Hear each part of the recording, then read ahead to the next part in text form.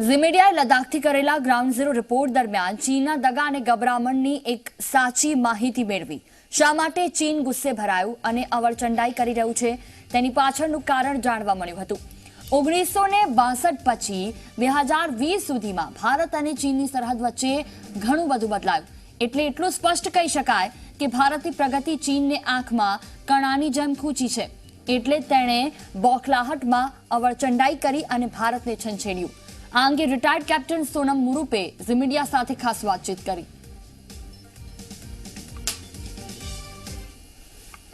हम इस वक्त लद्दाख में मौजूद हैं और लद्दाख का ये चांगस्पा इलाका है। हमारे साथ बातचीत करने के लिए इस वक्त मौजूद हैं कैप्टन रिटायर्ड सोनम मुरूप, जो कि गलवान घाटी जैसे महत्वपूर्ण इलाकों में एलएसी पर ड्यूटी कर चुके हैं और इन्हें एलएसी की एक एक जानकारी है। गलवान घाटी में जो कुछ हुआ उसके बारे में हम विस्तार से बात करेंगे और आखिरकार चीन क्यों इतना ज्यादा घबरा गया, चीन को मिर्ची क्यों लगी।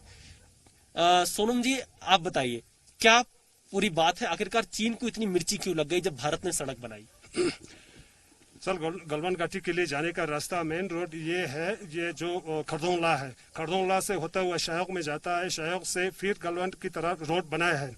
मेन चीज जो आपने पूछा है, जो चाइनीज को जो मिर्ची लग गया, ये जो हमने रोड नया बनाया और ब्रिज बनाया, उसके लिए उस कारण से जो है ना, तब से हमारा जो रोड और इसके लिए एक्टिविटीज किया था, तब से चीनीज को जो है नींद जग गया और उसको मिर्ची लग गया। ये इससे ये एक्टिविटीज हो रहा है। लेकिन कैप्टन सोनम, हम आपसे जानना चाहेंगे किस तरह से पिछले कुछ सालों में भारत ने कैसा रोड इंफ्रास्ट्रक्चर इस इलाके में डेवलप किया है, कैसे बॉर्डर तक एलएसी तक हमारी सड़कें पहुंची है, क्या पूरी बात है, क्यों आखिरकार चीन इतना ज्यादा तिलमिला गया भारत के बढ़ते कदम से। आपने सही बताया, जो एक्टिविटीज पहले रोड था बिल्कुल कच्चे रोड था, जबकि हम लोग यहाँ से 118 बार इसी रिवर को क्रॉस करना पड़ता था, जबकि 11 दिन या 12 दिन भी लगता था।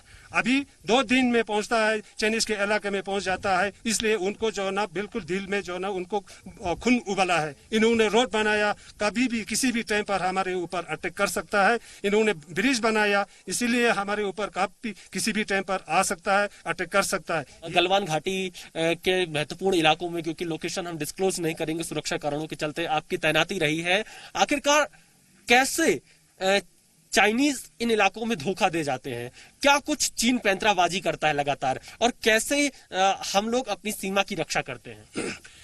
क्योंकि उस लोकेशन में अभी पानी ज्यादा बढ़ने लग गया, उस पानी का भी उन्होंने फायदा बहुत उठा रहा है।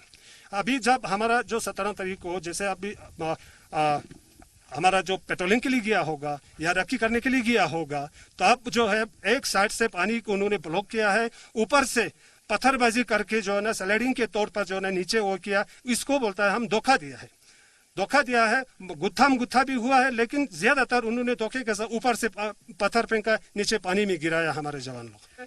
ये रोड है, ये खरदोंगला बोलता है। इसी के पीछे से एक रोड जाता है सासित ब्रंसा से होता हुआ हमारे गलवान की तरफ, और इसी पहाड़ के पीछे से जाता है शायोग में। वहां से शायोग टू जो सुल्तान शुशु बोलता है, हमारा वहां पर 90 या 95 किलोमीटर रोड नया बनाया है। उस वजह से घोड़ा पे राशन चढ़ाता है, अमुनेशन, हथियार सब कुछ लेके हम लोग शायोग रिवर को पार करता था। एक दिन में दरिया को जो ना ये शायोग रिवर को 5-6 बार भी क्रॉस करना पड़ता था। अच्छा, 118 बार इसी एक ही रिवर को क्रॉस करना था। वहां पहुंचने के बाद कभी कभी 3 घंटा लगता है, कभी कभी 4 घंटा चलता है। यह सिर्फ पानी पर भी निर्भर है, पानी कम हो जाता है तो ज्यादा चलता है, पानी ज्यादा आता है तो कम चलता है। और राशन वहां पर ट्रेन लगाना, खाना पकड़ना और हमारा जो ड्यूटी देना, पूरा एरिया को जो ना सर्चिंग करना, ये सब कुछ हमारा जो एक्टिविटीज है हम लोग करते ही है। और 12-13 दिन जाके वहां पर हमारा पोस्टों पर पहुंचता है, वहां हमने बिल्कुल ठीक ठाक अमुनेशन हथियार के साथ पहुंच के वहां डिप्लॉयड हो जाता है। 6 महीने में हमारा टर्नओवर 6 महीना होता है उस लोकेशन में। अभी जो गलवान एरिया में 6 महीना के बाद टर्नओवर करता है। दूसरा जब हम पानी क्रॉस करके जाता है, वो वहां पहुंचने के बाद वो रिलीफ होके नीचे से बरसा होता हुआ फिर वो डी इंजेक्शन होता है, जिसको बोलता है इंजेक्शन और डी इंजेक्शन। तो देखिए, साफ तौर से कैप्टन सोनम ने काफी महत्वपूर्ण जानकारियां दी और बताया कि आखिरकार चीन जो छटपटा रहा है, चीन जो इस वक्त तिलमिलाया हुआ है चीन की धोखेबाजी का सबसे प्रमुख कारण यह है कि भारत ने बिल्कुल एलएसी तक अपनी सड़क पहुंचा दी है। जिन रास्तों के जरिए सेना को बॉर्डर तक पहुंचने में 11 से 16 दिन लग जाते थे, अब महज 1 से 3 दिन के अंदर गलवान घाटी तक पहुंचा जा सकता है। यानी कि अब इन इलाकों से भारत सीधे चीन के अवैध कब्जे वाले इलाकों पर नजर रख सकता है। कैमरामैन एस जयदीप के साथ विशाल पांडे, जी मीडिया, लद्दाख। લદ્દાખના લોકોની બહાદુરીના કિસ્સા ખાસ કરી 1999ના કારગિલ યુદ્ધ દરમિયાન સામે આવ્યા. આમ પણ ભારત અને ચીનની સરહદ પાસે જીવ હથેળીમાં લઈ જીવનાર આ લોકોનું જીવન પણ મોટા પડકારોથી ઓછું નથી. આવા બહાદુર અને અત્યારે 64 વર્ષની ઉંમરના પી આંગચુક છે. યુવાનોને શરમાવે તેવી સ્ફૂર્તિ ઝી મીડિયા સાથે તેમણે વાત કરી. એટલું સ્પષ્ટ કરી દીધું કે દેશ માટે તે કંઈ પણ કરવા તૈયાર છે.